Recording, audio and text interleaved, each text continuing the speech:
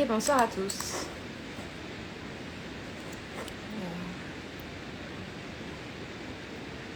Et bonsoir. Hop, je vous mets là, parce que sinon je vois pas les commentaires sur Facebook également. Et bonsoir Séverine. Bonsoir Elodie. Est-ce que vous allez bien ?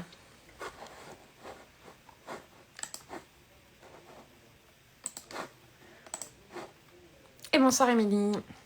Bonsoir Delphine.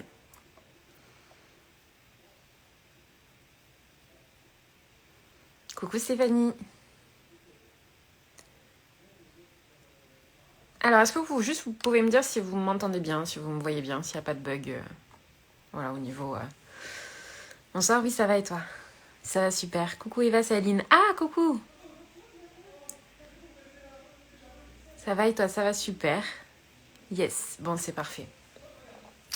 Alors, pour la petite histoire, il y a 3 jours, donc mardi soir, je suis allée voir une étudiante en fait que j'ai accompagnée dans plusieurs programmes à son école Synergie, parce que Synergie Immersion dans le sud de la France, ça se passe à 30 minutes de chez moi. Et donc du coup elle m'a dit oh là là, je suis vraiment un cas 30 minutes de chez toi et j'aimerais bien qu'on se voit, etc. Donc du coup je suis allée la voir à l'école Synergie au gîte où ils font l'immersion. Et du coup j'ai discuté avec plein d'étudiantes et on a discuté notamment des dernières actualités. Un petit peu voilà, du scandale Irène Grosjean, un petit peu voilà, le scandale Doctolib, voilà, les écoles qui quittent la FENA, etc. Et du coup, ça m'a donné cette idée de live. Je me suis dit, c'est vrai que j'en ai un petit peu parlé vite fait en story. Et puis je me suis dit, en fait, voilà, on n'a plus mon ressenti ou quoi avec tout ce qui se passe. Du coup, j'avais envie un petit peu d'en discuter. Hop. Déjà, j'aimerais un petit peu avoir votre avis sur un petit peu tout ce qui se passe en ce moment. Qu'est-ce que vous en pensez ? Qu'est-ce que ça vous évoque ? Parce que les retours un petit peu que j'ai eus, il y en avait beaucoup qui étaient dans un sentiment de peur, un sentiment de se dire non mais on se retrouve confronté, on est en cours de reconversion, on est étudiant et en plus on se retrouve confronté à un jugement qui est souvent non fondé de l'extérieur. Les gens pensent qu'on est encore plus des charlatans qu'avant, ils pensent qu'on fait de l'usage illégal de la médecine, ils pensent etc. Ils pensent qu'on n'est pas à notre place, etc. Moi, c'est vrai que j'ai pas eu vraiment de retour, comme je travaille qu'avec des personnes passionnées de la naturopathie, j'ai pas eu de chose très franche en fait. J'ai pas eu je me suis jamais fait attaquer sur les réseaux, j'ai jamais j'ai pas eu de commentaires de haters sur les réseaux sociaux en mode t'es qui toi, t'es un charlatan, etc. Enfin j'ai pas eu en tout cas j'ai eu la chance, je touche du bois, de ne pas avoir été confrontée à ça. Mais c'est vrai que les étudiantes elles me disaient que elles pouvaient faire face à des jugements un petit peu plus virulents qu'avant, ou en tout cas qu'elles avaient peur que ça aille en grandissant, qu'il y ait de plus en plus de jugements au niveau de la virulence voilà, des personnes qui voilà, au niveau de leurs consultants ou etc. Des personnes qui pourraient être un petit peu plus virulentes. Et du coup, voilà, on a un petit peu discuté de ça. Je pense que là, cette année 2022, concrètement, on a été un petit peu mis en lumière. On a été un petit peu mis sur le devant de la scène. Alors, pas dans le sens positif. Hein. On a eu voilà, le premier scandale Irène Grosjean avec sa vidéo dont elle parle des bains dérivatifs à faire aux enfants. Qui en plus, Irène Grosjean, voilà, dans toutes ses vidéos, elle utilise des mots très crus, enfin voilà, elle est très crue, hein. Irène Grosjean, on la connaît tous un petit peu pour ça, hein. On la connaît tous un petit peu pour son extrémisme, entre guillemets, sa façon de voir les choses, sa façon de voir même la naturopathie qui est assez dogmatique, très enfermante dans beaucoup d'idées, comme quoi ça doit être comme ça et ça doit pas sortir de ça. Donc c'est vrai que voilà, en plus après on a eu donc le premier scandale Doctolib où ils avaient supprimé des naturopathes. Deuxième scandale Doctolib où vraiment ils suppriment les naturopathes de leur plateforme. Puis ensuite le revirement de situation avec les écoles FENA qui quittent la FENA. Donc du coup on peut vraiment se positionner dans cette position de se dire mais en fait ça va où la naturopathie là en France ? Est-ce que ça part pas trop en couille ? Est-ce que ça part pas trop dans tous les sens, etc. Donc c'est totalement légitime de penser ça. Alors, Aline, le manque de réglementation ouvre les portes à toute forme de dérive. C'est vrai. Après, c'est vrai que les dérives, il y en a de partout, hein, concrètement, dans tous les métiers, même au niveau des médecins. Il y a des médecins qui sont dans une dérive et qui se font réprimander par l'ordre des médecins, et etc. Dans tout, en fait, les domaines, il y a des dérives. Après, c'est clair que le domaine bien-être, naturopathie, on peut voir même que tout ce qui peut être dérive, c'est grandissant depuis ces dernières années parce que concrètement, certaines personnes vont buzzer sur ce mode-là. Ils vont aller buzzer dans le sens où ils savent qu'il y a un business à se faire, ils savent qu'il y a de plus en plus de gens qui vont adhérer à des techniques comme ça, même au niveau spiritualité, etc. Et donc, du coup, ils vont se faire de l'argent sur le dos des gens, quoi. Émilie, tous les retours que j'ai eus étaient positifs et particulièrement du milieu médical. Bon, c'est pas mal. C'est vrai que j'ai eu aussi beaucoup de personnes dans ce sens-là, en mode, ça a mis la naturopathie en lumière de façon négative, mais du coup, il y a de plus en plus de personnes qui s'informent sur qu'est-ce que réellement le métier. Il y a, en plus de ça, il y a pas mal de thérapeutes qui, pas de thérapeutes, mais de naturopathes ou même de thérapeutes en général, qui communiquent de façon très intelligente sur la naturopathie, qui vont dire, voilà, un naturopathe, c'est ça. On a le droit de faire ça, on n'a pas le droit de faire ça, on est comme ci, on est comme ça. Donc du coup c'est vrai qu'il y a plus de personnes au final qui ont rebondi sur ces actualités qui peuvent paraître malsaines ou négatives et qui du coup en font une conclusion positive. Alors, Stéphanie, Irène s'est surtout frotté le clitoris de l'enfant qu'il aimerait pas, mais pas grave, on lui fait quand même. C'est ça, Irène, en fait, elle a été accusée en fait d'un discours pédocriminel ou pédophile en disant que voilà, en gros, on devait prendre des gants frais et le frotter sur le clitoris ou sur le pénis de l'enfant pour. Mais même s'il aime pas, faut le forcer, etc. Donc c'est vrai que, enfin moi, je trouvais ça personnellement très cru et jamais de la vie je conseillerais ça en cabinet ou en consultation ou quoi que ce soit ou même sur les réseaux sociaux. J'ai été déconnectée. Voilà, jamais de la vie je conseillerais ça. Je trouve que c'est. Enfin, on le fait avec une communication avec l'enfant, en sachant en plus de ça qu'il y a 10 000 façons de faire le bain dérivatif. Ne serait-ce que laisser un enfant sans couche, sans caleçon, sans culotte, sans vêtements serrés à ce niveau-là. Oui, je suis revenue. Ne serait-ce que laisser un enfant sans couche, sans culotte, etc., ça a un effet dérivatif, ça a un effet rafraîchissant sur la zone parce qu'on n'étouffe pas cette zone-là. Donc ne serait-ce que rien que par ce conseil-là d'essayer, quand l'enfant naîtait par exemple, on essaye de le mettre le plus entre guillemets nu possible à la maison pour qu'il ait cette zone plus rafraîchie en fait. Où on a aujourd'hui des poches de gel, des poches rafraîchissantes, l'enfant peut s'asseoir dessus habillé. Enfin voilà, je veux dire, on n'est pas à un besoin d'en venir à une obligation. En plus de ça, ça va plus connaissant un minimum la psychologie des enfants, l'enfant, on l'oblige à faire ça, il va être encore plus, frustré et dans un certain... Gwen, un hic aussi, c'est que sur les réseaux, certains naturaux critiquent certaines formations pourtant reconnues à l'adresse, pas du même niveau que d'autres formations, c'est sûr, mais bénéfices. Alors après, c'est clair que l'adresse, ça ne met pas la qualité des formations. Ça dit pas, genre, cette formation, elle est fiable. Donc, c'est vrai que dans l'adresse, il y a des formations de naturopathie qui sont concrètement merdiques. On peut voir que la formation qu'on trouve à 60 balles sur le Groupon, elle est accréditée par l'adresse. Elle est même accréditée par le syndicat. Alors que sincèrement, je l'ai acheté cette formation à 60 balles. C'est 12 modules de 20 pages éclatés au sol de livres en fait que vous pouvez lire. Et ils vous donnent en plus de ça un certificat en rééquilibrage alimentaire ou quelque chose comme ça. Enfin, je veux dire, c'est éclaté. C'est vraiment éclaté. Donc c'est clair que... par contre, vous pouvez totalement prendre ce certificat, l'afficher dans votre cabinet, vous mettre certifié en rééquilibrage alimentaire par Formalis. Enfin, je veux dire, il n'y a aucun souci à ça. Vous pouvez, au niveau légal, vous avez le droit de faire ça. Vous n'avez pas le droit de vous dire naturopathe parce que votre certificat ne vous donne pas le titre de naturopathe, mais vous avez le droit de faire ça. Donc, c'est pour dire à quel point le manque de réglementation... voilà.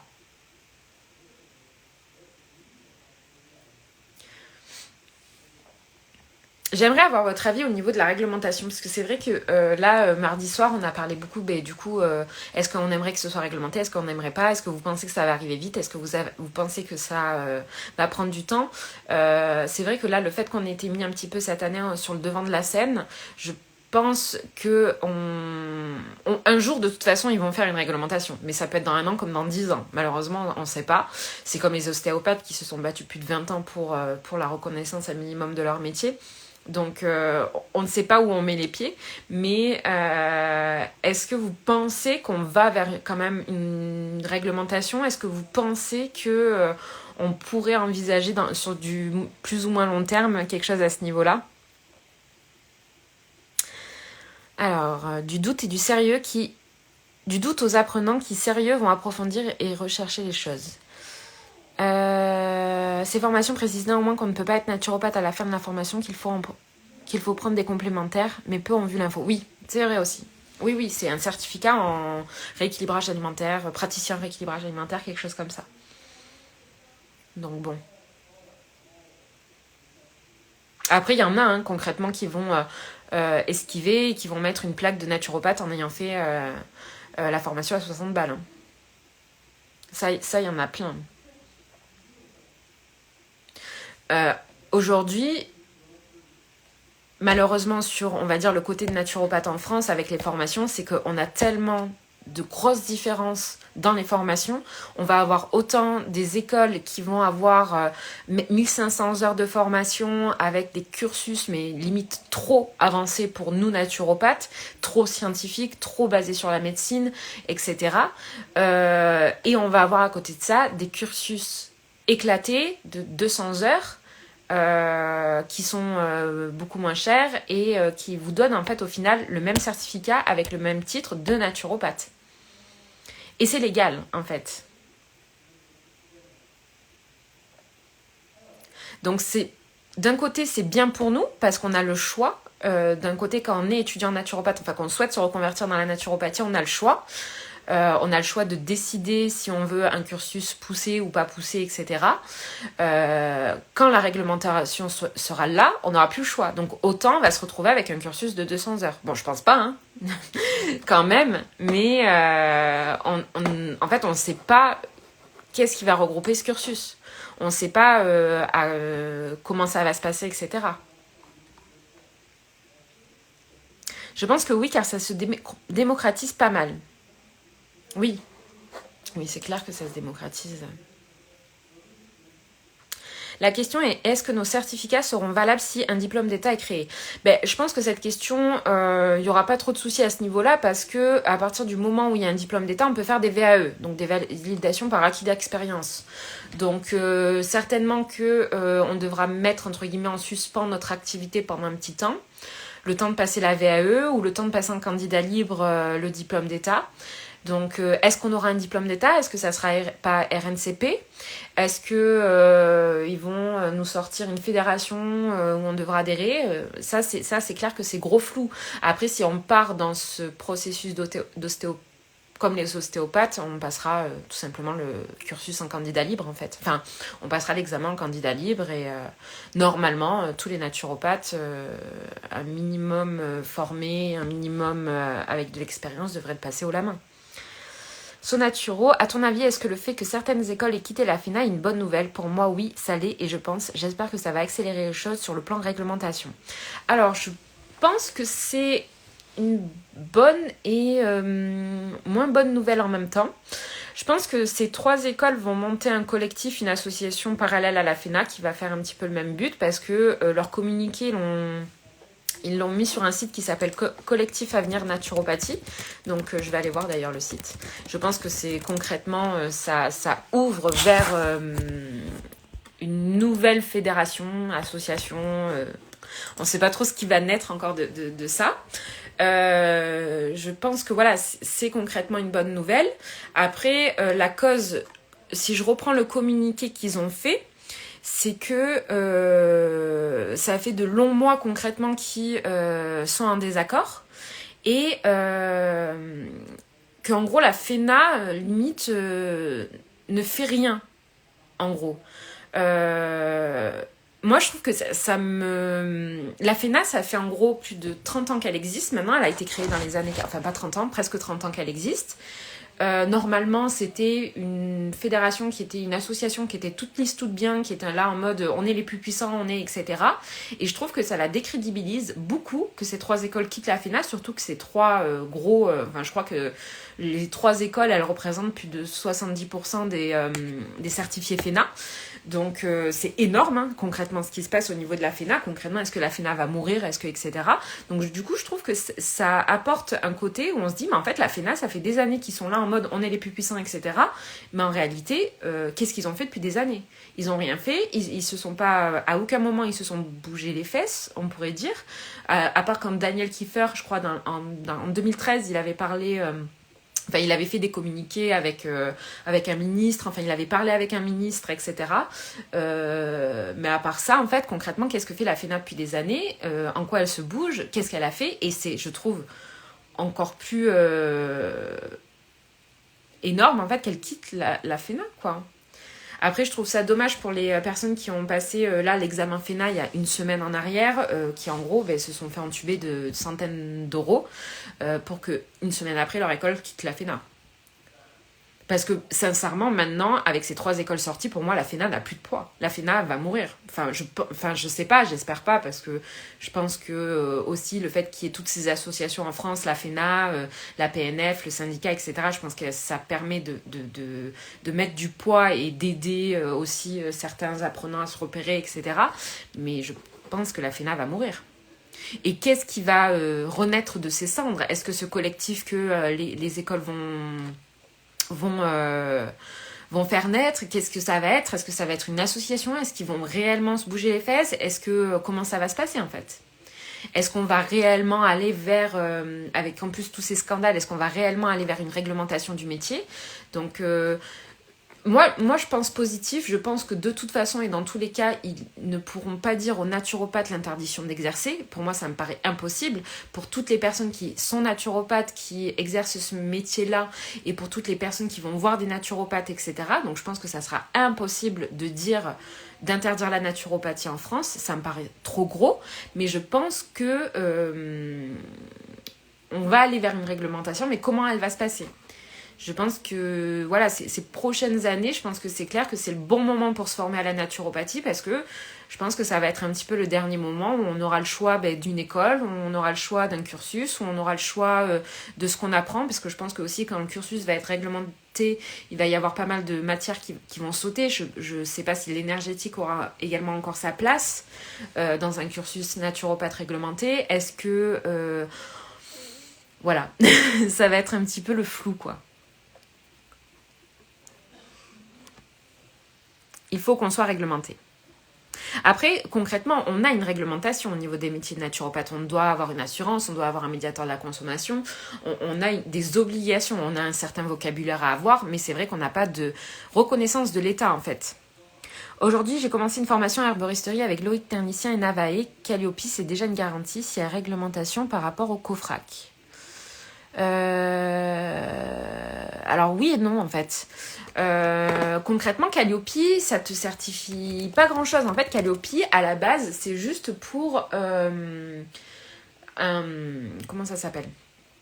Si tu veux un financement de la formation, concrètement, c'est si tu veux faire appel à ton OPCO, à ton FAF, à tout ça, ça te permet de dire que c'est un processus certifié et qui te permet d'avoir un financement. Après, Calliope, ça va te faire également appel à certaines choses, comme quoi y a un univers pédagogique qui est fait, comme quoi la formation, y a une réglementation au niveau de la communication, comme quoi... Enfin voilà, en gros, il y a un cadre qui est donné, mais ça veut en aucun cas parler au niveau comment dire au niveau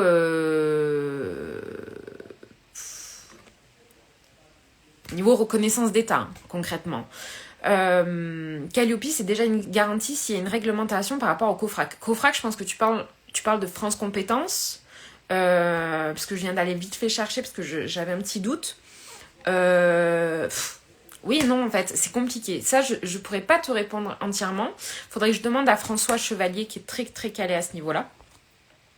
Mais faudrait que je demande. Est-ce que vous avez des interrogations et des peurs face au métier de naturopathe actuel, face à tout ce qui se passe? Est-ce que vous avez été confronté à des choses difficiles ou pas difficiles, au contraire positives?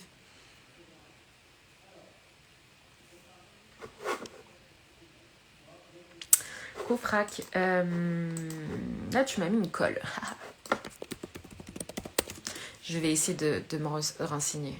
Le comité français d'accréditation, Cofrac.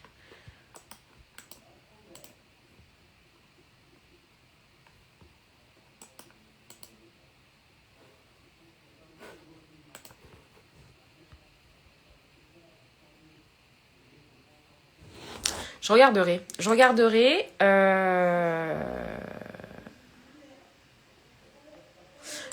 Je demanderai à François. Je te répondrai du coup plus tard, Gwen, au niveau de ta question.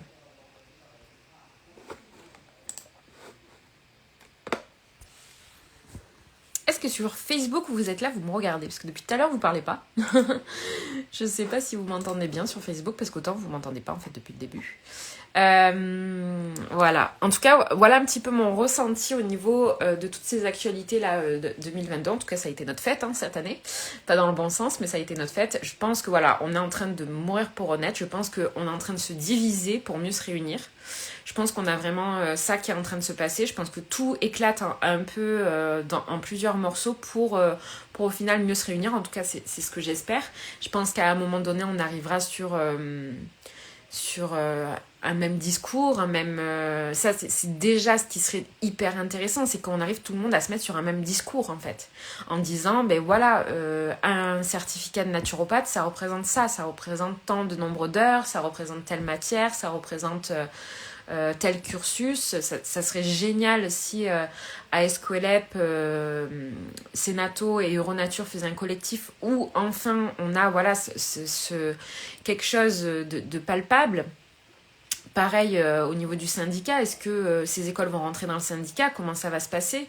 Je pense que voilà, on est en train de se diviser pour mieux revenir. Alors, Claire, bonsoir. Lorsque je parle de la naturopathie autour de moi, les gens sont plutôt curieux de savoir en quoi cela consiste et intéressés par le métier en général, ils ne font pas de lien. Oui, c'est vrai que c'est ce que j'ai remarqué. Maintenant, ils commencent à avoir une vision plus claire en fait du métier. Comparé, par exemple, moi j'ai commencé mes études de naturopathie en 2013, c'était il y a 10 ans en arrière. Naturopathe, c'était quoi? C'est quoi ce métier? Enfin, je comprends pas. Alors que là, je dis je suis naturopathe. Ah oui, ok, je connais, ou je suis allée consulter un naturopathe, ou ma mère allait consulter un naturopathe, vous faites ci, vous faites ça, etc. Donc c'est vrai que voilà, il y a un petit peu plus de lien qui se fait. Bonsoir Eva, j'ai vu un projet de loi qui dit que seuls les médecins peuvent être naturaux. Tu l'as partagé? Je crois que c'est vrai. Non, je ne l'ai pas partagé, mais par contre, je sais pas. Alors ça, si ça se pond, ça va être problématique. Après, je pense qu'il y aura toujours un petit peu cette réinvention des naturopathes, c'est-à-dire qu'à un moment donné, si on nous interdit d'exercer la naturopathie et que seuls les médecins pourront exercer la naturopathie, ils ne pourront pas nous empêcher d'exercer au niveau du bien-être des personnes et de l'hygiène de vie.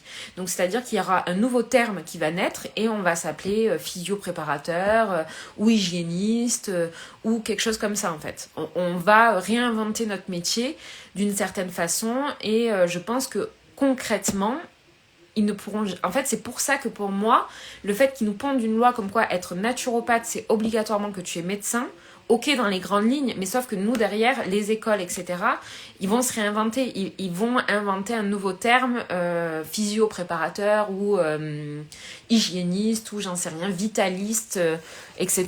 Donc en fait, grosso modo, je pense qu'ils pourront jamais nous interdire d'exercer et je pense qu'ils ne pourront du coup pas interdire la réglementation du métier de naturopathe comme ça en tout cas.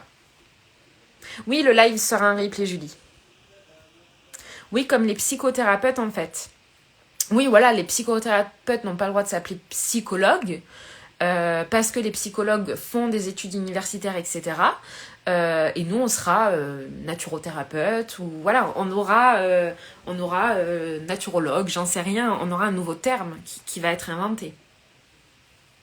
Donc c'est pour ça que je pense pas qu'il y ait ce projet de loi qui à un moment donné naisse. Peut-être qu'il naîtra, mais en fait ça sera un échec pour nous. Ou peut-être qu'ils vont nous dire, vous n'avez pas le droit de vous appeler naturopathe parce que faudra avoir fait un cursus de médecine, mais par contre vous avez le droit de vous appeler comme ça. Ou peut-être que voilà, ils vont nous mettre dans une autre case. Mais pour moi, ça me paraît impossible. Enfin après, je sais pas, hein. J'en sais rien. Quand tu vois que mon médecin me dit je connais rien à la phyto, faut vous renseigner comment pourrait-il faire ça.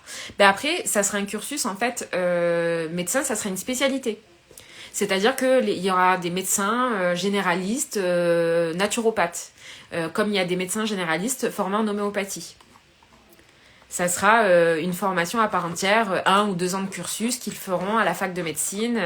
Et il faudra faire cursus 6 ans, médecine générale, et après faire DU, spécialisation, naturopathie.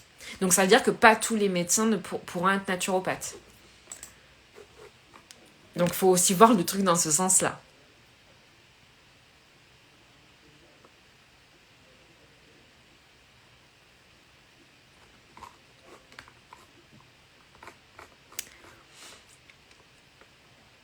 Après, moi je trouve que ça serait pas plus mal qu'ils fassent ça aussi, qu'à un moment donné ils disent il faut avoir fait médecine pour se dire naturopathe, mais que les personnes qui travaillent en hygiène de vie avec des personnes sur le bien-être de la personne, etc., ils s'appellent un truc. Pourquoi pas, hein.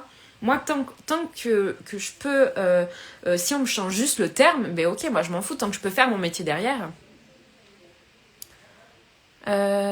Bisimple. Mais non, ce que tu dis, Eva, aucun projet là-dessus concernant la naturopathie et les médecins. Bon, aucun projet là-dessus, je pense que voilà, ça a été beaucoup... ça a été beaucoup médiatisé, certainement une fausse rumeur, quoi. Je crois que les médecins sont déjà suffisamment débordés et peu nombreux aujourd'hui et qu'ils auront forcément besoin de naturo à côté. Alors, je pense pas comme ça, à ce niveau-là. Je pense que malheureusement, on peut pas agir... en complément même de la médecine globale. La médecine, elle est obligée d'être là, les médecins sont obligés d'être là et on peut pas agir... je sais pas si ce que je vais dire, ça va choquer, mais pour moi, on peut pas être même ne serait-ce qu'un complément. C'est-à-dire qu'une personne qui est diabétique, elle devra forcément voir son médecin. Une personne qui a une pathologie X ou Y, elle devra forcément voir son médecin, même si elle est débordée.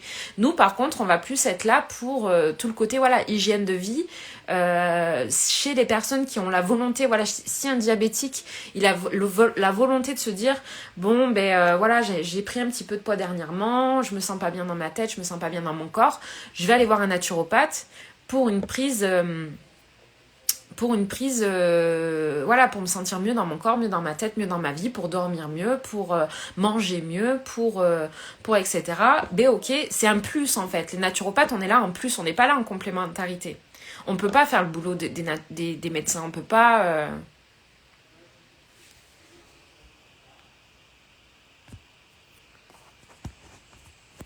Mais avec les lobbies omniprésents dans les facultés de médecine, il sera rare qu'une telle option existe. Certainement, après, c'est comme toutes ces options-là, même options homéopathiques, etc. Il y a que quelques facs qui le font. C'est souvent un peu dur de faire ces formations. La médecine est tellement en train d'être réformatée actuellement. Là aussi, en fait, ils sont tellement en train aussi de réformer les études de médecine, la fac de médecine, etc. Parce qu'ils ont vu, en fait, que leur ancien fonctionnement... on est arrivé à un désert médical, on est arrivé à une mauvaise prise en charge du nombre de patients qu'ils ont, on est arrivé à une mauvaise prise en charge de tout le monde, on voit qu'il y a des errances médicales et ça n'a pas lieu d'être, donc c'est clair que dans un pays occidentalisé, j'ai même envie de dire, heureusement qu'ils s'occupent plutôt de la médecine en premier, de la réformater, que de s'occuper de nous, hein, qui nous laisse faire ce qu'on veut, hein. En même temps, je dis ça, mais mon médecin généraliste est aussi ostéo, il se forme à la naturo. Ça, c'est génial. Ça, c'est vraiment génial. Ça, c'est le top. Mais c'est clair que aujourd'hui, il y a une problématique dans la médecine avec tous les médecins qui sont débordés. C'est juste que l'ordre des médecins veut que le client n'ait pas de doute quand il nous consulte. Ça aussi, oui. Ça, c'est vrai que ça serait... Mais enfin qu'on soit réglementé, ça permettrait ça. C'est que, voilà, moi, j'ai des personnes qui viennent dans mon cabinet qui me disent je viens parce que je veux plus mon traitement hypertenseur ou je veux plus ça et je veux le remplacer. Non, mais en fait, ça se passe pas comme ça. Donc ça, c'est clair que si réglementer le métier, on serait plus face à ce cas-là. Donc c'est bien un complément comme un complément alimentaire sans faire de jeu de mots. On est là en plus. Pour moi, je le vois comme ça. Ouais, c'est un complément. J'ai cherché la signification du mot complément. Ce qui s'ajoute, voilà. Ben, on a un complément du coup.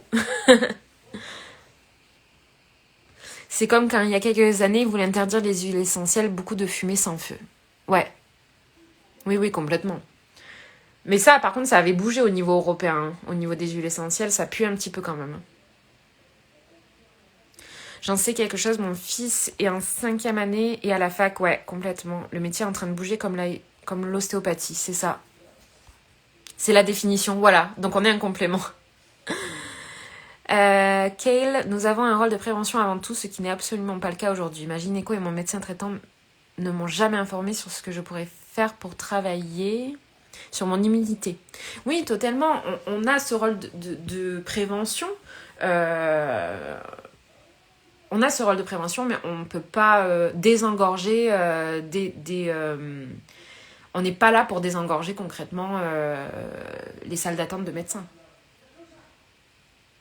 On ne peut pas être mis au devant de la scène comme des médecins. On ne peut pas être mis comme indispensable ou des choses comme ça.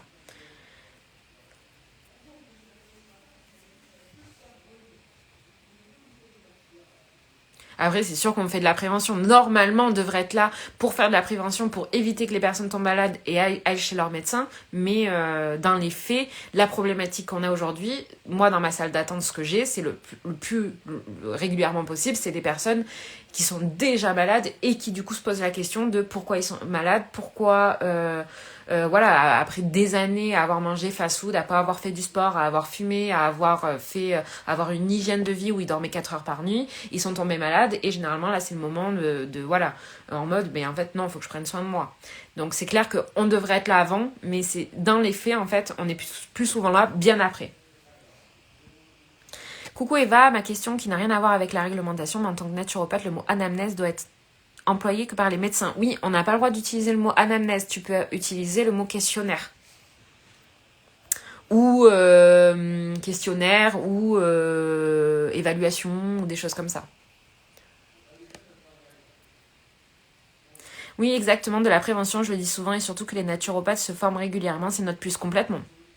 Ben, on a une autre approche, on est là pour le bien-être de la personne, normalement un naturopathe il devrait prescrire le moins de compléments alimentaires possible, voire pas du tout, on devrait vraiment être là pour l'hygiène de vie, pour aider la personne à arrêter les fast-foods, à arrêter la mauvaise bouffe, à manger une alimentation beaucoup plus saine, beaucoup plus variée, beaucoup plus brute, beaucoup plus essentielle au corps, partir sur de la gestion du stress, partir sur un meilleur sommeil, éviter les écrans, une exposition aux éléments naturels, la nature, la forêt, la marche, pour avoir un meilleur équilibre, éviter la dépression. Ça, c'est notre vrai job, en fait. Ça, c'est aussi, je pense, ce qui est dommage avec la naturopathie qui s'est vachement démocratisée, c'est qu'on a pu voir et naître une mauvaise naturopathie.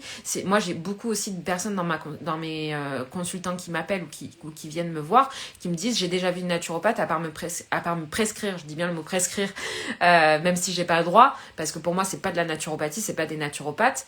À part me conseiller, en fait, une tonne de compléments alimentaires et m'en sortir pour 200 balles derrière, elle a rien fait, en fait.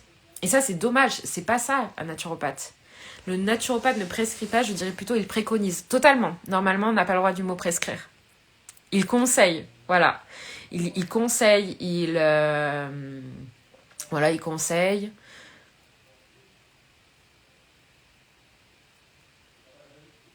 Préconise, je pense qu'on a le droit de l'utiliser. Je pense pas que...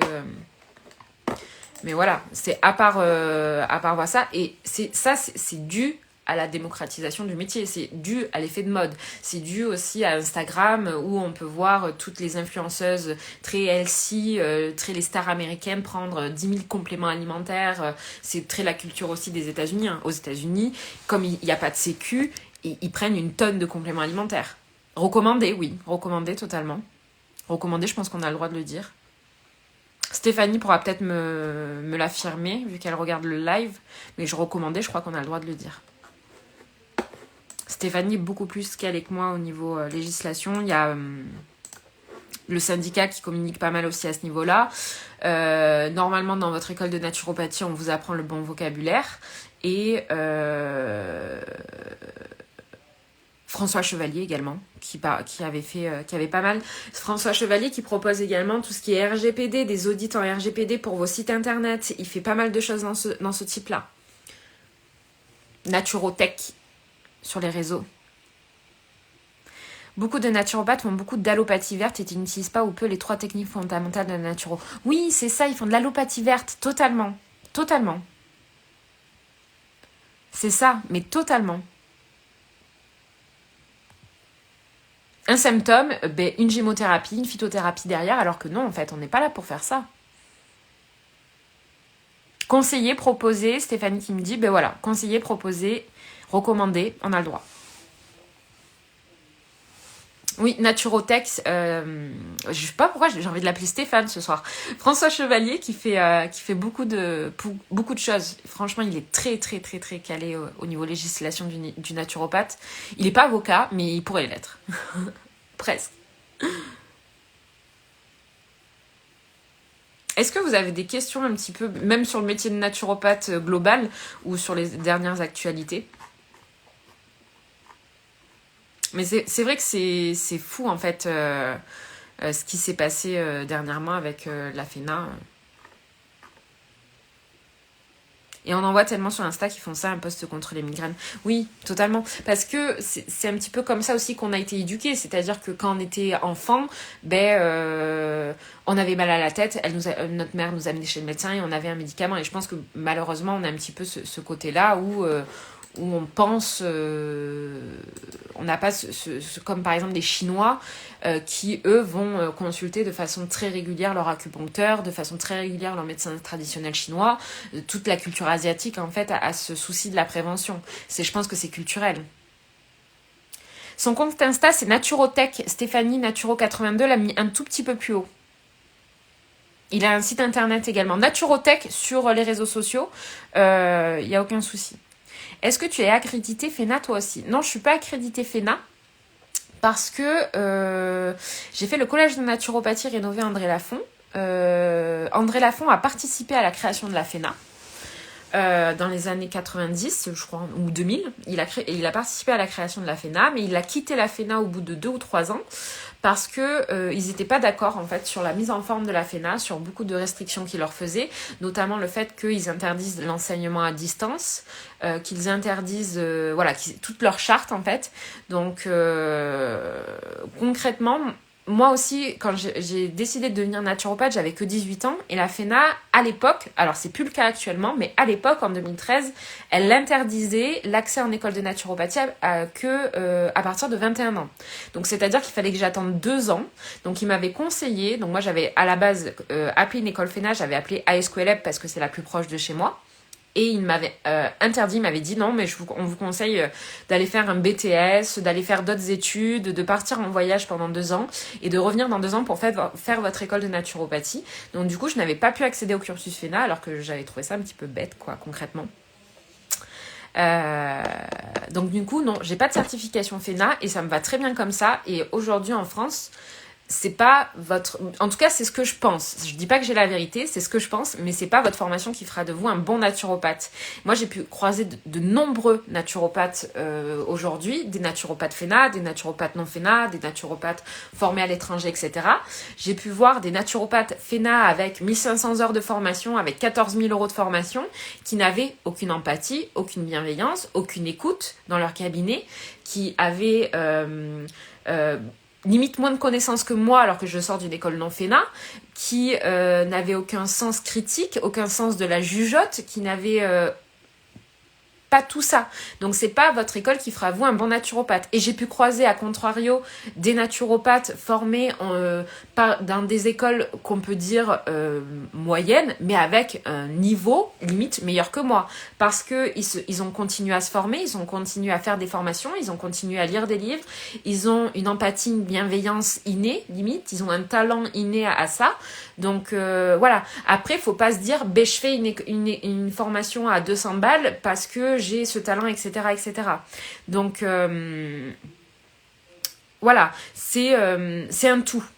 Moi, ce que je pense aujourd'hui, c'est que faut au minimum concrètement 3-4 000 euros pour faire une bonne école de naturopathie. J'en connais peu ou pas qui sont à moins que ça, concrètement. Mais pas obligatoirement une école FENA. Surtout que la FENA n'est qu'une association. Elle n'a aucune reconnaissance d'État, comme elles peuvent leur dire, ou il n'y a pas que les naturopathes formés FENA qui seront certifiés après, lors de l'accréditation par l'État et patati patata, quoi. Est-ce que tu peux nous parler de la naturo verte? La naturo verte, en fait, c'est tout simplement les naturopathes qui vont conseiller une plante ou un complément alimentaire par symptômes ou qui vont conseiller que ça. C'est-à-dire, ça va être les consultants quand ils vont ressortir du cabinet d'un naturo vert, enfin de l'allopathie verte, ils vont ressortir avec une liste de compléments alimentaires qui va leur coûter 200 ou 400 balles et en fait avec aucun conseil d'hygiène de vie.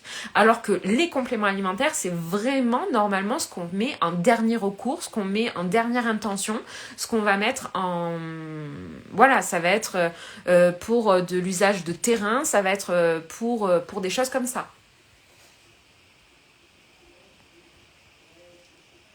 Mais complètement, l'humain, y a Max Sunshine qui dit je suis d'accord avec toi, l'humain joue beaucoup. Ça c'est clair. Puis aussi, on peut voir des naturopathes qui se sont formés à des formations à 1000 ou 2000 balles, mais par contre, qu'ils ont un backup derrière eux de coachs sportifs, même de biologistes, etc. Et c'est ça aussi qui peut faire, c'est tout ce que vous avez autour en fait, concrètement. C'est tout ce que vous avez autour, c'est tout votre acquis, c'est toute votre expérience qui peut faire de vous un bon naturopathe. Alors Stéphanie, concernant l'allopathie verte, alors oui, c'est clair que c'est pas le but d'un naturopathe, mais par contre, faut pas se mentir, l'alimentation aujourd'hui ne couvre pas tous les besoins. C'est sûr, c'est clair. Aujourd'hui, même ne serait-ce que notre hygiène de vie, ne serait-ce que pour la vitamine D. Moi, je prends des compléments à vitamine D. J'ai pas un taux de vitamine D explosé parce que je suis une personne hyper casanière qui reste très souvent chez moi, qui est tout le temps à la lumière bleue. Donc c'est pour ça que moi, je me suis acheté une lumière de luminothérapie rouge pour un petit peu contrecarrer tout ça. Mais je me complémente toute l'année en fait à la vitamine D. Et quand je fais mes prises de sang, j'ai pas un taux qui explose les clous. Mais parce que voilà, aujourd'hui on est trop enfermés, on n'est pas comme mes grands-parents par exemple, qui sont paysans et qui sont toute la journée en plein cagnard, etc., qui sont à l'air, etc. Donc ça c'est clair. Complètement d'accord sur le manque d'empathie et de bienveillance, mais ils ont tous agrément OMS, SPN, FENA, j'étais choquée. Oui, totalement. Il y en a qui ont, mais pas un sens de... rien, et qui sont très basés sur leurs cours et ce qu'on leur a appris à l'école, très scolaire, très cadré, et en gros à l'école on m'a dit de faire comme ça et donc du coup je fais comme ça, alors que non, faut sortir un petit peu de tout ça. Pour moi aussi, ce n'est pas la formation qui fait le naturopathe, mais ce que l'on va faire de sa formation et de son métier, totalement. Est-ce que tu peux nous parler de quelques astuces pour trouver sa spécialité et si c'est nécessaire? Alors j'ai fait Salima une masterclass à ce niveau-là. Pour parler un petit peu d'astuces à ce niveau-là, concrètement, ce que j'ai pu dire dans la masterclass, c'est que aujourd'hui, parler à tout le monde, c'est parler à personne. C'est-à-dire que parler à un public, parler de la naturopathie, beaucoup de monde ne sait pas qu'il a besoin de voir un naturopathe. C'est comme je disais dans l'inconscient collectif aujourd'hui en Occident, en Europe. Pardon, j'avais plus de batterie. Voilà, l'inconscient collectif en Europe, c'est que on va voir quelqu'un, un médecin ou autre, quand on est gravement malade. On va pas avant, on fait pas de la prévention. Donc du coup, ou même des personnes ont certaines pathologies ou certaines choses et ne savent pas que la naturopathie peut être intéressante pour eux. Donc le fait d'avoir une spécialisation, ça permet de parler à un public plus petit. On permet de faire un entonnoir. On permet en fait de réunir une communauté autour de la même thématique et donc du coup de parler à ce public-là.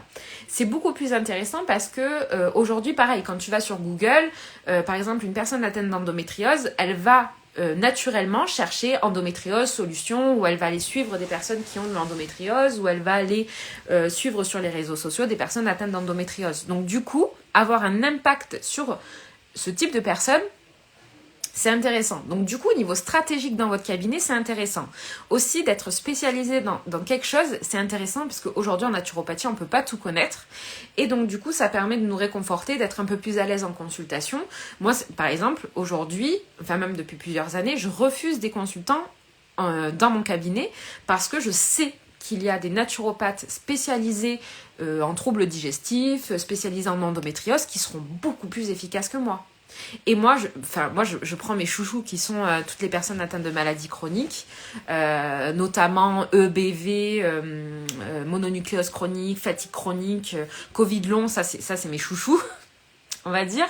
C'est un petit peu ma spécialité. Mais je sais que voilà, pour ces personnes-là, quand je les suis, je sais que je suis efficace. Je sais que... voilà, du coup, je vais renvoyer à d'autres personnes, mais par exemple à Stéphanie qui est très spécialisée dans l'endométriose, qui propose des formations de spécialisation en endométriose, en thyroïde, en féminité, sur toutes les problématiques de la femme, ménopause, etc.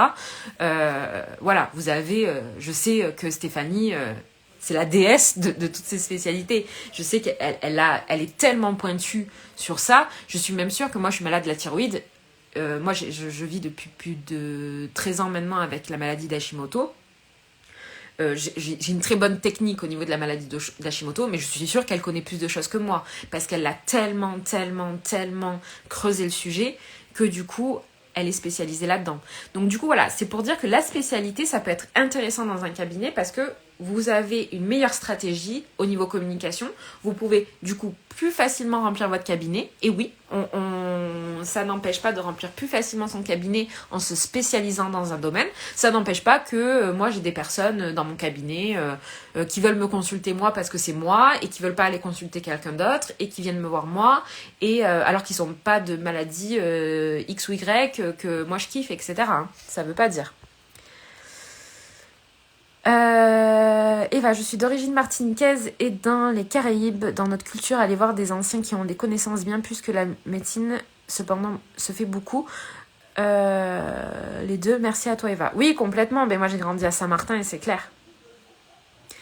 Donc, à votre avis, c'est quoi l'avenir des naturaux sans FENA ? Ben, je pense que concrètement, la FENA, elle va mourir, pour parler crûment. J'espère pas, mais je pense que, vu que les 3 écoles les plus importantes de la FENA sont sorties de la FENA, je pense qu'elle va mourir. Enfin, je pense que ça va être quelque chose qui va être un peu inexploité. Je sais pas comment ça va tourner du coup. Après, concrètement, il y a toujours un avenir sans la FENA. Pour moi, la FENA aujourd'hui ne fait pas grand-chose. Je vais parler crûment, mais je pense pas que ces dernières années... J'adore la FENA, j'adore tout ce qu'ils ont fait depuis le début de la naturopathie. En 2013, Daniel Kelfer, il a parlé avec des ministres, il y a eu des communiqués avec l'État, etc. Mais ces dernières années, ils ont pas fait grand-chose. On peut pas le contredire, en fait. Ou en tout cas je ne le vois pas, ou en tout cas ils ne communiquent pas assez sur les réseaux sociaux, ou ils ne communiquent pas assez sur leur site internet. Qu'est-ce qu'ils font actuellement concrètement, qu'est-ce qu'ils font à part avoir donné un tronc commun en disant voilà, une formation de naturopathe, elle doit concentrer ça, tronc commun, patati patata, nombre d'heures, aucun enseignement à distance, à part avoir donné ça, je sais pas. Avoir sa niche au niveau stratégie de communication. Totalement, c'est super intéressant. Que penses-tu de la sortie des 3 écoles de la FENA ? D'un coup, ils se désolidarisent, je ne comprends pas. J'en ai parlé un petit peu plus tôt dans le live, je t'inviterai à le regarder en replay, mais grosso modo, je pense que c'est une bonne chose parce que tout est en train de mieux se diviser pour quelque chose de positif. Je pense que voilà, je pense que concrètement ces 3 écoles, elles vont monter quelque chose parce qu'elles ont mis leur communiqué sur un site internet qui s'appelle Collectif Avenir Naturopathie. Donc je pense que ce site va être exploité. Je pense qu'on en verra un petit peu plus l'année prochaine. Je pense qu'ils sont en train de remonter quelque chose de leur côté. En tout cas, ça laisse sous-entendre qu'ils sont en train de monter quelque chose. On ne sait pas après, mais je pense que voilà, c'est mieux rebondir. Je pense que voilà, tout est en train un petit peu... À un moment donné, en fait, on est tellement en train de se diviser entre l'ESPN, la PNF, l'OMNS, la FENA, parce qu'avant, l'OMNS et la FENA marchaient ensemble. Tout est en train tellement de se diviser qu'à un moment donné, on va être obligé de se réunir, on va être obligé de voilà, se consolider. Donc voilà. Je suis inscrite chez Euronature pour la rentrée de janvier, ça m'inquiète. Pourquoi ça t'inquiéterait, Bim Bim Becca? Parce qu'aujourd'hui, la FENA ne représente rien, en fait, au niveau de la naturopathie. Moi, je suis non affiliée FENA, mon cabinet marche très bien, parce qu'il parle aussi que, voilà, les consultants iraient voir que des naturopathes affiliés FENA, parce que c'est les meilleurs, etc. Mais concrètement, vous parlez de naturopathie à quelqu'un, une personne qui va aller voir un naturopathe, c'est très souvent par du bouche à oreille, ou c'est très souvent parce que la personne, elle communique sur un blog ou sur des réseaux sociaux et elle a confiance en ce qu'elle dit sur les réseaux sociaux. Mais c'est pas du tout la FENA, ils connaissent pas. Hein. Les personnes qui veulent aller voir un naturopathe, ils connaissent pas la FENA. Hein.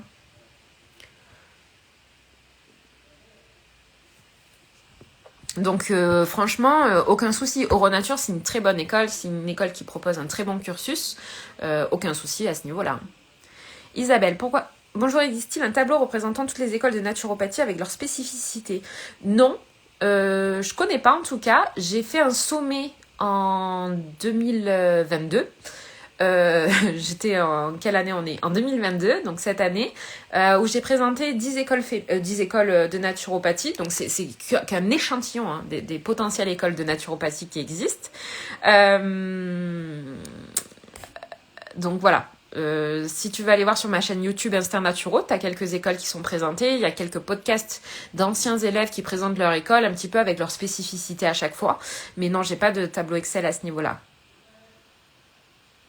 La spécialisation peut permettre aussi une belle complémentarité entre naturo et aussi maîtriser son sujet. Totalement. Au moins, voilà, on est plus sûr en cabinet. Et après, c'est voilà la spécialisation. Je parle aussi de comment se spécialiser en France.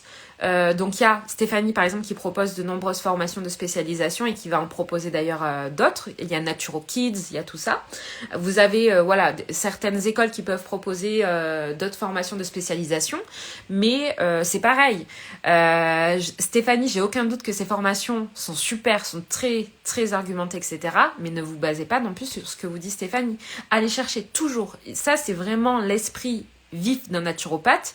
C'est un naturopathe qui va toujours aller lire les dernières lectures, les derniers articles scientifiques, qu'est-ce qu'on dit, qu'est-ce qu'aux États-Unis il se dit, qu'est-ce qui sort, etc. Stéphanie, c'est Naturo 82, du coup. Claire. Elle commente juste en dessous de soi. Merci Eva, c'est gentil. Oui, je forme sur les spécialisations spécifiques qui permettent vraiment d'être très pointues sur la thématique. Elle propose voilà, de super formations.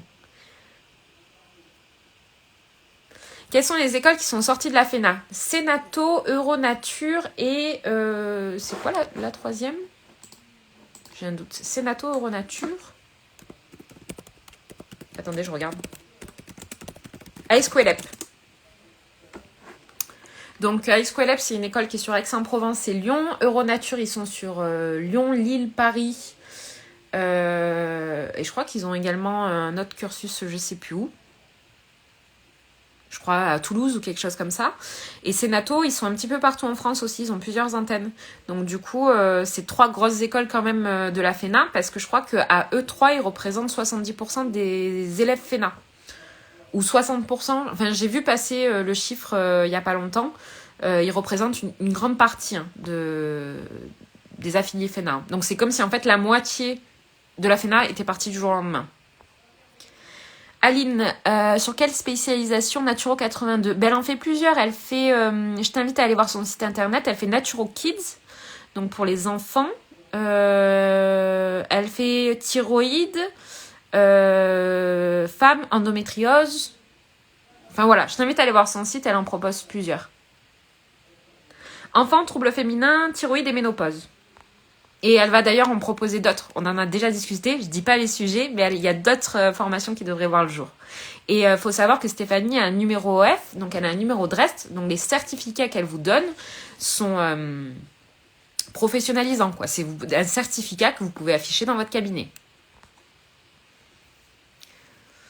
Alors, je ne sais pas si c'est le moment, mais j'ai une question. Aurais-tu une assurance professionnelle à conseiller, mis à part Medinat? Moi, je suis chez Medinat, je paye 12 € par mois. Après, le meilleur au niveau des assurances à faire, c'est de faire plusieurs devis. Avant, j'étais à Swiss Life, mais elle était très chère pour ce que c'était. Concrètement, j'avais exactement la même chose que chez Medinat et j'étais à 20 € par mois. Alors que chez Medinat, je suis à 12 €. Donc, voilà. je crois qu'à l'époque, le mieux, moi, ce que j'avais fait, c'est que j'avais fait appel à un courtier en assurance. J'avais regardé tous les contrats, regardé un petit peu tout ce qu'il propose. Et voilà, tu peux faire ça. Le mieux, c'est de comparer. Hein. Je confirme que les formations de Stéphanie sont top. Est-ce que les naturaux peuvent vivre de leur métier? Car je vois beaucoup de naturaux qui maintenant sont coachs de naturaux, forment des naturaux, mais qui ne font plus de la naturo. Moi, aujourd'hui, je fais toujours de la naturo. Et je vis du métier de naturo. Après, c'est clair que dans le métier de naturopathe, comme je dis toujours, si vous souhaitez vivre du métier de naturopathe, moi, ce que j'ai pu remarquer en observant tous les naturopathes qui vivent de ce métier, c'est un facteur commun, c'est qu'ils diversifient leurs offres.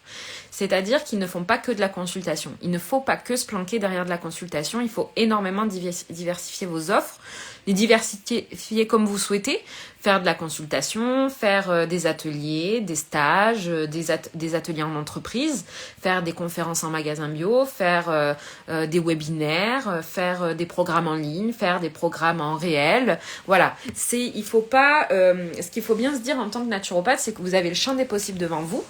Et diversifier vos offres. Ne faites pas que de la consultation en naturopathie. Il y a Charlotte, notamment, que j'ai accompagnée par mes différents programmes, notamment au niveau de la prépa. D'ailleurs, je vous en parlerai un petit peu après de la prépa parce que j'ai une surprise. Charlotte, aujourd'hui, ça fait 3 mois qu'elle est installée. Au mois de novembre, elle a pu se sortir 1 200 € de chiffre d'affaires. Donc oui, 1 200 € de chiffre d'affaires, il faut enlever l'URSSAF, etc. Il faut enlever un petit peu les charges. Mais en 3 mois, je trouve que c'est excellent au niveau de l'installation. En 3 mois, se sortir 1 200 € de chiffre d'affaires. Et elle ne fait que de la consultation en naturopathie et des massages bien-être. Donc le fait de proposer des massages bien-être, c'est pour ça souvent qu'en cursus de naturopathie, on vous forme à une technique de massage parce que le massage bien-être peut vous rapporter beaucoup de monde en cabinet. En février 2023, formation endométriose très très complète, voilà pour les questions. Voilà, du coup on exclut, on sait qu'en février 2023, Stéphanie sort une formation endométriose. Et car ils ne gagnent pas leur vie. Alors, je pense pas que, normalement, si un coach est là pour former les naturopathes à vivre du métier de naturopathe, c'est qu'ils ont gagné à un moment donné leur vie en tant que naturopathe. Si vous suivez un coach qui n'a jamais gagné, si vous faites un coaching avec un coach qui n'a jamais gagné sa vie en tant que naturopathe, fuyez, concrètement. Fuyez, partez loin. Parce que, et il y en a plein qui donnent des preuves, je veux dire, je pense même que c'est intéressant quand vous avez un coach qui propose aussi des consultations en naturopathie. Parce que sincèrement, moi, depuis 2013, j'ai pu voir une énorme évolution dans mon cabinet. Aujourd'hui, moi, je suis naturopathe spécialisée dans l'accompagnement aux personnes en cours de reconversion vers le métier de naturopathe. Je propose notamment un programme de prépa qui réouvre ses portes ce soir au niveau des inscriptions. Donc je propose, on va dire, de l'accompagnement aux étudiants naturopathes avec du tutorat, etc. Mais je gagne ma vie aussi grâce à mes consultations. Et je propose toujours des consultations parce que pour moi, c'est important que j'ai toujours un pied sur le terrain. Et d'ailleurs, mes consultations d'aujourd'hui me permettent souvent des témoignages dans mes accompagnements, dans mes programmes, mais parce que je vais prendre des exemples de consultations que j'ai eues récemment en disant, par exemple, très récemment, j'ai été confrontée à un cas dont j'ai jamais eu.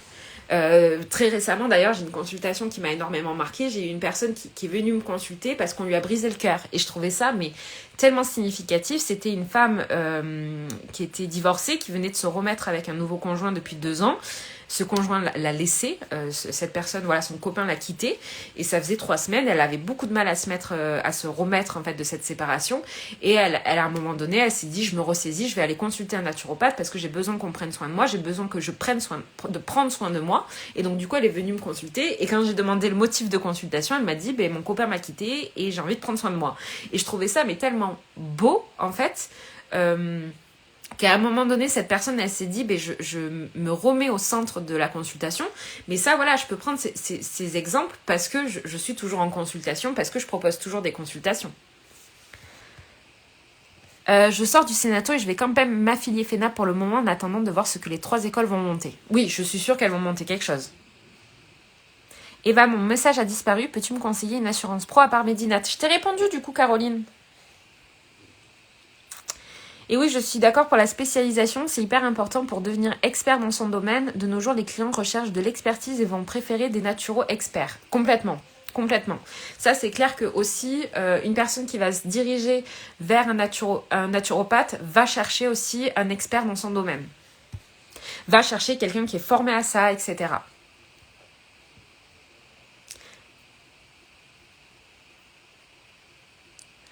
Tu adhères au Mnet, tu as AXA qui propose une assurance. Ah ben je connais pas AXA. Eva, que penses-tu de l'OMNS et du SPN? J'en pense pas grand-chose en fait. Le SPN, je trouve que c'est sympa parce qu'ils communiquent pas mal sur le métier de naturopathe, sur un petit peu la législation et l'encadrement. Ils ont proposé pas mal de choses très sympas, des articles même sur leur site internet, des choses de ce type-là. Donc je pense qu'ils font un boulot qui est très, très intéressant depuis quelques années. L'OMNS, je vois pas trop ce qu'ils font. Sincèrement, pour pas mentir, ça fait des années qu'ils sont là et je sais pas s'ils ont vraiment fait quelque chose pour les naturopathes. Je pense que l'OMNS est pas mal pour plus l'encadrement au niveau des écoles. Je pense que voilà, elle peut proposer, parce que l'OMNS s'étant désolidarisé de la FENA d'il y a quelques années, je pense que c'est intéressant ce qu'ils font depuis quelques temps. Après, voilà, moi personnellement, j'adhère à aucune association ou quoi que ce soit, parce que je pense pas que ce soit nécessaire. J'ai adhéré au SPN, j'ai adhéré à la PNF, qui est l'association de mon école. Aujourd'hui, pour moi, ce n'est plus nécessaire. Je pense pas que ce soit nécessaire d'adhérer à quelque chose comme ça. Le SPN peut proposer quelques, on va dire, comme c'est un syndicat, quelques assurances au niveau de un jour si vous avez un litige. Mais bon.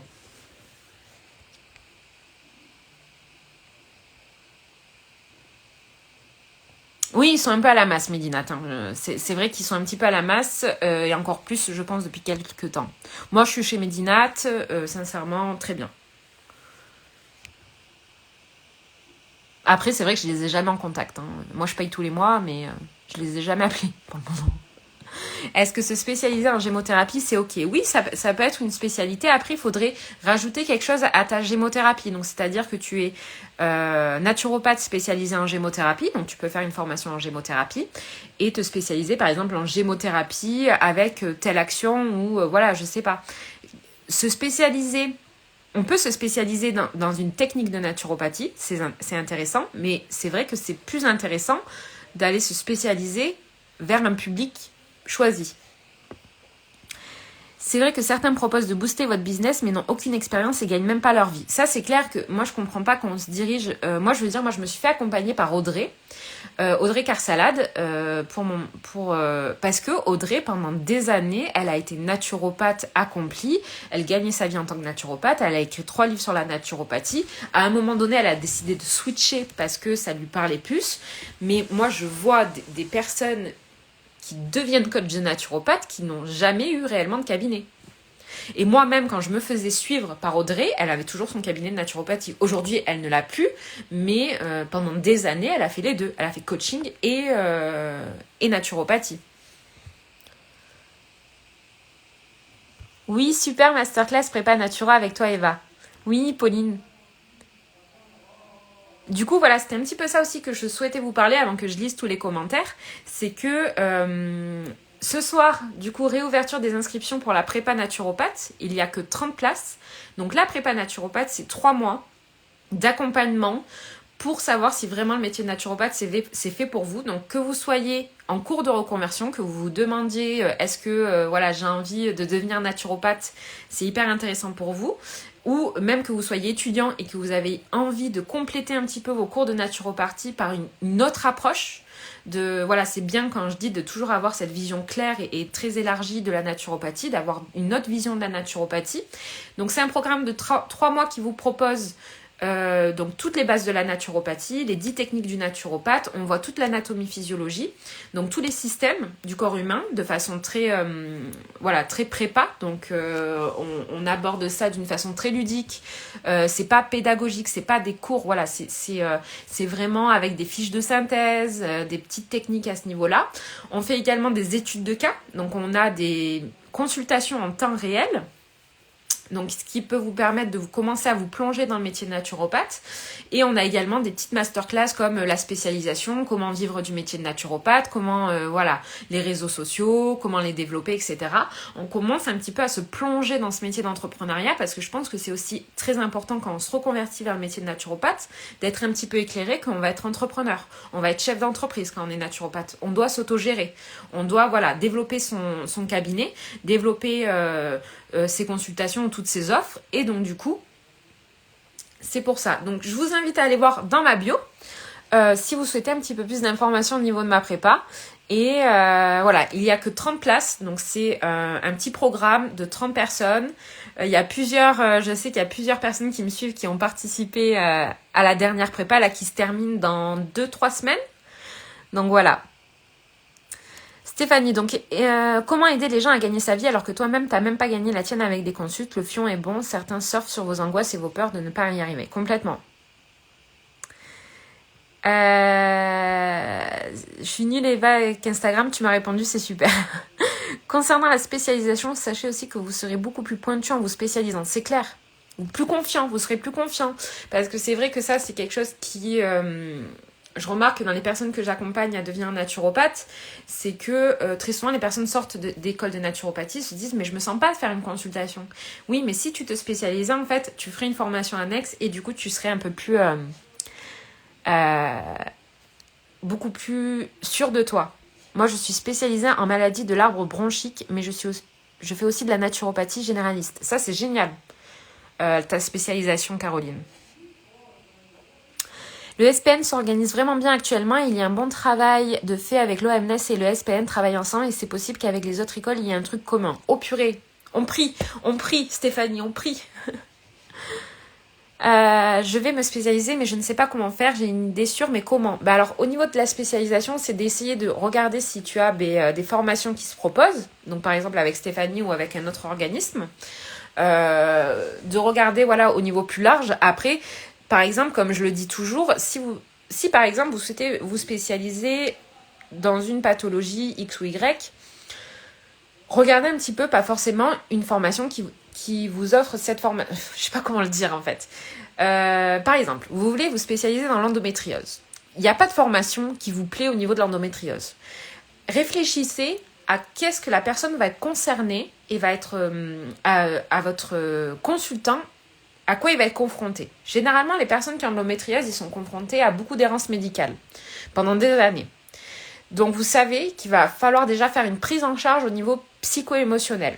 Donc, pourquoi pas vous former en fleur de bac, en PNL, en accompagnement, en posture, en psychothérapie, en hypnose, en EMDR, etc. Donc, déjà, vous savez qu'au niveau psycho-émotionnel, vous devez déjà vous former à ce niveau-là. Parce que la personne, généralement, endométriose, ils sont éreintés, ils en ont marre de la douleur, ça commence à leur taper sur le système, ils commencent à être fatigués de ça, ils commencent à être fatigués de cette vie-là, donc psycho-émotionnel. Regardez les formations au niveau hormonal. Regardez les formations au niveau, faites des recherches, faites des lectures. Donc même si vous ne faites pas une formation qui vous donne le certificat comme quoi vous êtes formé en endométriose, faites des formations qui peuvent vous permettre d'aider votre accompagnement en face de vous. N'hésitez pas à faire des sondages, à envoyer par exemple dans un groupe d'endométriose un sondage sur quelle est leur difficulté en ce moment, à quoi ils sont confrontés, à quoi leur pathologie peut découler, etc. Finalement, c'est comme les médecins, il y a des spécialistes ophtalmo complètement. Là, ça bouge vraiment pour le métier. Sachez, OMS et SPN travaillent ensemble en amont dans l'ombre. Ah, mais ça, c'est génial. Je savais pas que l'OMS et le SPN travaillaient ensemble. De mon côté, je suis spécialisée en postpartum et naturopédiatrie. Ça, c'est génial, postpartum. Je pense que ça peut être hyper intéressant. L'enfant est très poteur en naturopathie. Il faut savoir que très peu d'écoles approfondissent l'enfant dans les études. Ah, mais complètement. Moi, j'ai jamais approfondi les enfants. On a eu un module d'une 20aine de pages sur les enfants et puis merci, basta, quoi. Moi, je dirais approfondir ses connaissances dans les techniques de naturopathie, se spécialiser par exemple dans les troubles digestifs. Complètement. Quel est le coût? Pour des formations de spécialisation, tu peux avoir tous les coûts. Concrètement, hein, tu peux avoir tous les coûts. Ça peut aller de 100 € à 10 000 €. Ah, le coût pour la prépa, pardon, c'est 333 € du coup. Pardon. au niveau de la prépa. Au top, la prépa, je ne regrette absolument pas. Merci Émilie en tout cas. Émilie, elle a fait tous mes programmes, elle. Émilie, elle a fait accompagnement, dossier de financement, accompagnement prépa. Totalement d'accord, il y a... Désolée, mauvaise connexion. Il y a un truc commun, je confirme, oui, totalement. Les anciens de la première promo du programme prépa ont toujours accès au contenu, aux mises à jour du coup. Oui, tu as dû recevoir un email, Kale, avec ton nouvel espace, pas client, mais ton nouvel espace élève, nouvel espace formation avec les nouveaux modules, parce que j'ai tout revu, tout organisé, tout réargumenté, tous les modules ont été réécrits. Il y a des nouveaux lives, il y a des nouvelles études de cas, voilà. C'est déjà pas mal. Et il y a des nouveaux lives. Là, le 13, pour les anciens étudiants de prépa et pour les nouveaux étudiants de prépa, il y a une prépa là. Il y a une prépa. Il y a un live le 13.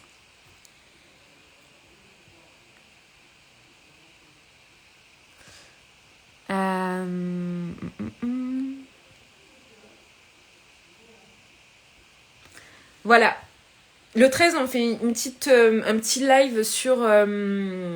il y aura du coup les personnes qui auront adhéré à la prépa entre-temps sur comment vivre du métier de naturopathe. Alors, je dis pas que je suis une coach, je partage juste mes astuces, ce que moi a marché pour moi, ce que j'ai vu, ce qui a marché pour d'autres personnes autour de moi, pour d'autres naturopathes, mais c'est pas, on va dire, un coaching à proprement parler. C'est du partage. Est-ce que vous avez d'autres questions avant qu'on finisse ce live? Mais voilà, c'était pour vous dire ça. J'avais envie de faire un petit peu ce live pour parler, pour discuter. De toute manière, on va se retrouver dans ce mois de décembre pour plusieurs lives. Je vais en faire encore quelques-uns. Voilà. C'était pour vous présenter du coup cette nouvelle promotion de prépa. On a déjà 290 personnes qui l'ont faite depuis 2 ans, parce que cette prépa, elle a été, je l'ai faite en 2020. Je l'ai créée en 2020. Et les premiers étudiants étaient là en début d'année 2021. Et du coup, voilà, donc ça fait ça va faire 2 ans maintenant que j'accompagne les étudiants à devenir naturopathes, que je les accompagne à un petit peu argumenter leurs cours, à faire un petit peu tout ce tutorat. Donc voilà, tout simplement.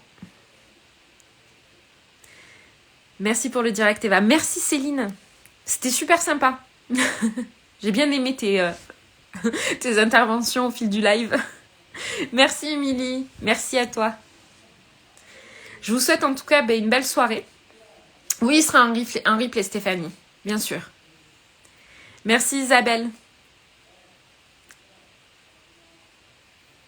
Merci. Merci Kale. Merci à toutes. Belle soirée à vous. Au revoir.